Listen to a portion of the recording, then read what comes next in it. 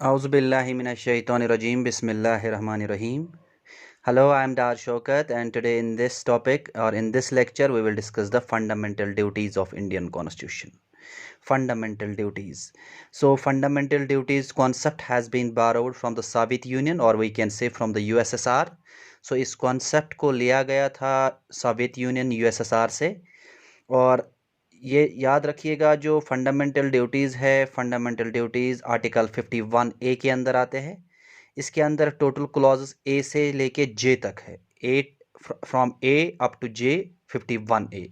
51A article directly deals with fundamental duties. So थोड़ा बहुत previous background जान लेते हैं। आप सबको पता है कि 1975 के अंदर स्टेट के अंदर इमरजेंसी लग चुकी थी। हमारे इंडिया के अंदर 3 बार नेशनल इमरजेंसी लग चुकी है। जैसे एक बार लगी थी 1962 के अंदर जब इंडिया का वॉर हो गया था चाइना के साथ। उसके बाद 1971 के अंदर लगी थी जब वॉर हो गया था इंडिया और पाकिस्तान के बीच में।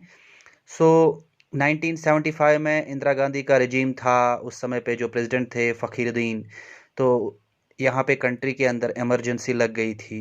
सो 25 जून को यहाँ पे इमरजेंसी लग गई थी, 25 जून 1975।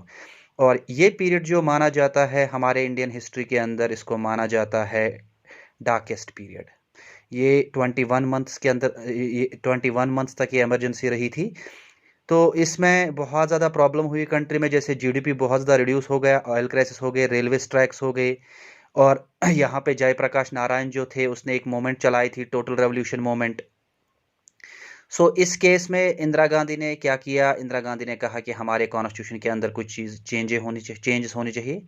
सो ये जो पीरियड था इमरजेंसी का पीरियड, इसके फ़ौरन बाद यानी इसी दौरान 1976 के अंदर हमारे कॉन्स्टिट्यूशन के अंदर कुछ चेंजेस आ गए। और उसी चेंज में से एक बड़ी चेंज है, that is the fundamental duties. हमारे कॉन्स्टिट्यूशन के अंदर एक नया चैप्टर ऐड कर दिया गया जिसका नाम है फंडामेंटल ड्यूटीज़।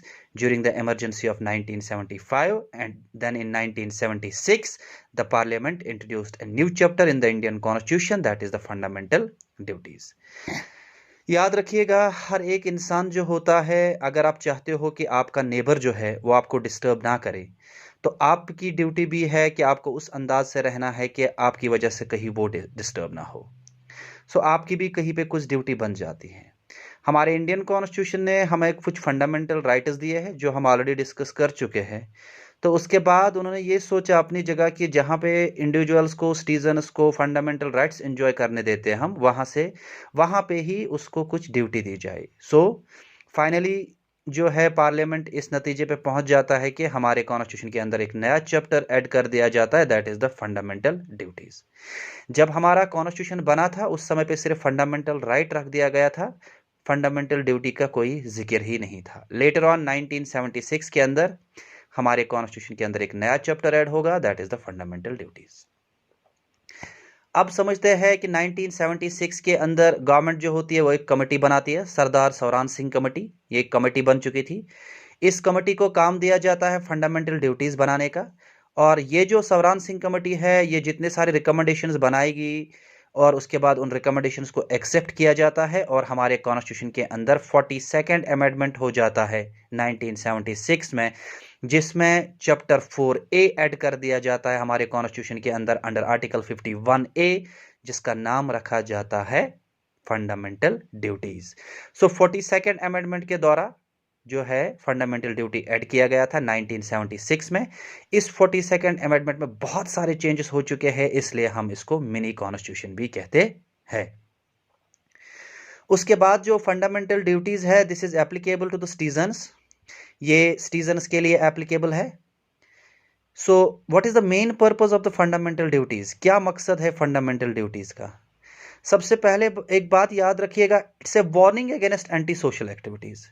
कि हमारे इंडिया का एक नेशनल एंथम है, नेशनल फ्लैग है, कोई उनके साथ गलत ना करे। तो ये एक वार्निंग है इंडिविजुअल्स के लिए, सिटीजन्स के लिए, कि वो एंटी सोशल एक्टिविटीज़ ना करे, फ्लैग को ना जलाए, नेशनल एंथम की डिसरेस्पेक्ट ना करे। So we can say it is a reminder of their duties. ये रिमाइंडर है, फंडामेंटल ड्यूटीज़ जो है एक रिमाइंडर है सिटीजन के लिए कि वो इन चीज़ों से बच के रहे। And apart from that thing, its main aim is to promote discipline and commitment। कि डिसिप्लिन रहना चाहिए हमारे कंट्री के अंदर। हमारे कंट्री के अंदर जितने सारे गोल्स हमें अचीव करने हैं, वो सारे गोल्स जो होंगे वो आराम से अचीव होने चाहिए। So fundamental duty is nothing but it is a reminder for the citizens कि ये जो रिमाइंडर है सिटीजन्स के लिए कि उनको क्या करना चाहिए, उनको किस हिसाब से ड्यूटी निभानी चाहिए। The main loop hole in the fundamental duty is that it's non enforceable. Fundamental right is enforceable and fundamental duty is non enforceable. Non enforceable का मतलब क्या होता है? मतलब अगर कोई इंडिविजुअल इनको ना भी निभाए तो उस पर कोई केस नहीं होगा, उस पर कोई पेनल्टी नहीं लग जाएगी। सो इसलिए फंडामेंटल ड्यूटीज को हम कहते हैं सैंक्शनलेस ड्यूटीज, सैंक्शनलेस ड्यूटीज। लेकिन अगर कॉन्स्टिट्यूशन को और ज़्यादा एक्स्ट्रा स्मार्ट बनाना है, एक्स्ट्रा साउंड बनाना है, तो पार्लियामेंट के पास पावर है, वो फंडामेंटल ड्यूटी को क्या बना सकता है? एनफोर्सेबल बना सकता है। यानी अगर फिर इन लेटर ऑन कोई बंदा फंडामेंटल ड्यूटी को नहीं निभाएगा, उसके ऊपर पनिशमेंट लग जाएगा, उसके ऊपर पेनल्टी लग जाएगी। इसी तरीके से इसके रिलेटेड एक केस है जिसको हम कहते हैं national anthem case. National anthem case में हुआ क्या है कि मान लीजिएगा कि किसी जगह नेशनल एंथम चल रहा है और कोई गा नहीं रहा है। सो उसमें ये वर्डिक्ट आया था कि ज़रूरी नहीं है कि वो गाया जाए, कोई गाए तो ठीक, कोई ना गाए तो वो भी ठीक। लेकिन पार्लियामेंट ने उसके बाद एक एक्ट बनाया जिसको हम कहते हैं नेशनल ऑनर एक्ट 1971। इसमें यह कहा गया है कि हर एक बंदे की ड्यूटी है कि उसको नेशनल एंथम गाना ही गाना है और उसकी रेस्पेक्ट करनी है। सो कहीं ना कहीं हम ये कह सकते हैं कि कुछ एक्ट्स ऐसे बनाए गए हैं जिसमें certain provisions of the fundamental duties जो है वो एनफोर्सेबल हो जाते हैं। जैसे यही नेशनल ऑनर एक्ट 1971, जैसे कभी एंथम गाया करते हैं और उसमें टाइम लिमिट होता है 52 सेकेंड्स के अंदर वो ख़त्म करना होता है। पिछले साल एक बार केस आया था जब अमिताभ बच्चन ने वो गाया था तो उसमें 52 सेकेंड्स में ख़त्म नहीं किया था। So this was considered as a dishonour. So National Honour Act के अंदर आपको क्या करना होगा? नेशनल एंथम गाना ही गाना होगा। इसी तरीके से हमारे पास बहुत सारे कुछ एक्ट्स ऐसे हैं पार्लियामेंट ने बनाए हैं जिसमें थोड़ा बहुत इंसान जो है वो फंडामेंटल ड्यूटी निभाने पे मजबूर हो ही जाता है। जैसे wild life protection act, forest conservation act जो है, ये कुछ एक्ट्स बनाए गए हैं। सो ये कुछ इंपॉर्टेंट इंफॉर्मेशन थी फंडामेंटल ड्यूटीज़ के रिलेटेड।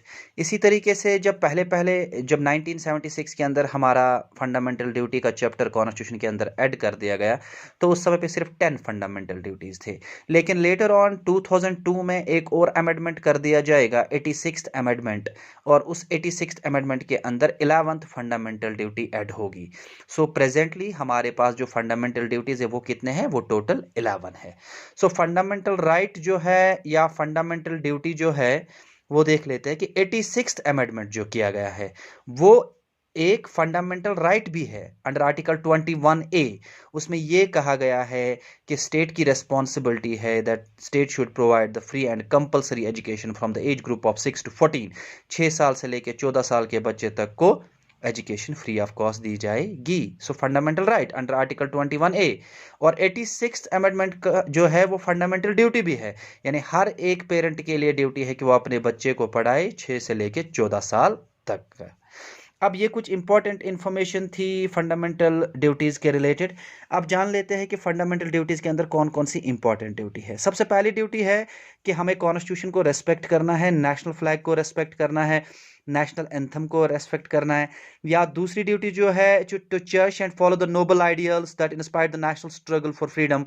हमारे पास जो नोबल आइडियल्स है हमें उनकी इज्जत करनी है, जिन्होंने हिंदुस्तान की आज़ादी के लिए बहुत ज़्यादा अहम रोल अदा किया है। सो इसी तरीके से हमें अपनी सॉवरेंटी को मेंटेन करना है, हमें अपनी यूनिटी को मेंटेन करना है, अपनी कंट्री के यूनिटी, सॉवरेंटी एंड इंटीग्रिटी को मेंटेन करना है। जितना हो सके हमें अपने कंट्री के अंदर हारमोनी, ब्रदरहुड क्रिएट करना है। सो जितने सारे रिलीजन है, लिंग्विस्टिक है, डाइवर्सिटी है हमारे इंडिया के अंदर, सो हमें क्या करना चाहिए? हमें यहाँ पे यूनिटी क्रिएट करनी चाहिए। और साथ में हमें तमाम उन प्रैक्टिसेस को अवॉइड करना होगा जो अगेंस्ट डिग्निटी ऑफ वुमेन होंगे। इसी तरीके से कंट्री के लिए कभी भी आपको बुलाया जाएगा, कंट्री यानी नेशनल सर्विसेज के लिए तो आपको जाना होगा, क्योंकि कंट्री से बढ़कर कुछ भी नहीं है। इसी तरीके से जो हमारा रिच हेरिटेज है, हमारा जो कल्चर है, कंपोजिट कल्चर जो हमारा कंट्री का है, डाइवर्स कल्चर है, इसकी बहुत ज़्यादा इंपॉर्टेंस है। तो हमें चाहिए कि इसको प्रिजर्व करें, इसको बचा के रखें। इसी तरीके से अगर आप देखोगे हमारे पास नेचुरल इन्वायरमेंट जो है, forest, lakes, rivers, wild life जो है, हमें किसी भी हालत में इनको प्रोटेक्ट करना है। And we should have a compassion for the living creatures, यानी हमें उनके साथ कुछ गलत नहीं करना है जो वाइल्ड लाइफ वगैरह होते हैं। उसी तरीके से अगर आप देखेंगे हमारे पास और एक फंडामेंटल ड्यूटी है, develop scientific temper, humanism and the spirit of inquiry and reforms, यानी हमें अपने अंदर एक साइंटिफिक टेम्पर को क्रिएट करना है। और ह्यूमनिज्म मतलब आप समझ लीजिएगा ह्यूमन इज सुप्रीम। और हमें क्या करना है कि हमें इंक्वायरी करनी है। इंक्वायरी मतलब हमें ऑब्जर्वेशन करना है, हमें रीजनिंग करनी है, हमें अपना थॉट यूज़ करना है, so that we can bring the reforms in the society. इसी तरीके से हमें पब्लिक प्रॉपर्टी को सेफगार्ड करना है, यानी हमारे पास सड़कें होती है, पार्क्स होती है, और जितना हो सके हमें वायलेंस से बचना है, हमें वायलेंस क्रिएट नहीं करना है, वॉर क्रिएट नहीं करना है। इसी तरीके से हमें कोशिश करनी है कि हमें स्ट्राइव टुवर्ड्स एक्सलेंस, और हमें अच्छाई की ओर जाना चाहिए। हमें उन चीज़ों को पाने की कोशिश करनी चाहिए जिससे हमारा स्टैंडर्ड ऑफ लिविंग हाई हो, जिससे हमारी कंट्री की अचीवमेंट हो, जिससे हमारी कंट्री के अंदर हार्मोनी आ जाए। सो हमें उन चीज़ों का इस्तेमाल करना है। यानी we can say that we should use the scientific temper, or we should use the, what I can say, the science and technology in all fields in order to bring the good things in the country. इसी तरीके से जो last वाली duty है, that it to provide opportunities for education to his child or what between the age group of 6 to 14, 6 साल से लेके 14 साल के बच्चे को फ्री एजुकेशन देनी है। और यही जो है 11th फंडामेंटल ड्यूटी, यह हमने अंडर 86th कॉन्स्टिट्यूशनल अमेंडमेंट 2002 में ऐड कर दी थी। सो ये थे हमारे कुछ फंडामेंटल ड्यूटीज़ जो हमने डिस्कस किए कि फंडामेंटल ड्यूटीज़ में से कौन कौन सी इंपॉर्टेंट ड्यूटी है। होप सो कि आप सबको समझ में आया होगा कि फंडामेंटल ड्यूटी क्या है। So before concluding my topic, I am requesting my all well wishers, do not forget to subscribe my channel. The name of my channel is oceans origin of creative energies and new science, started by डॉ Shaukat. Do not forget to press on the bell icon. Thank you so much.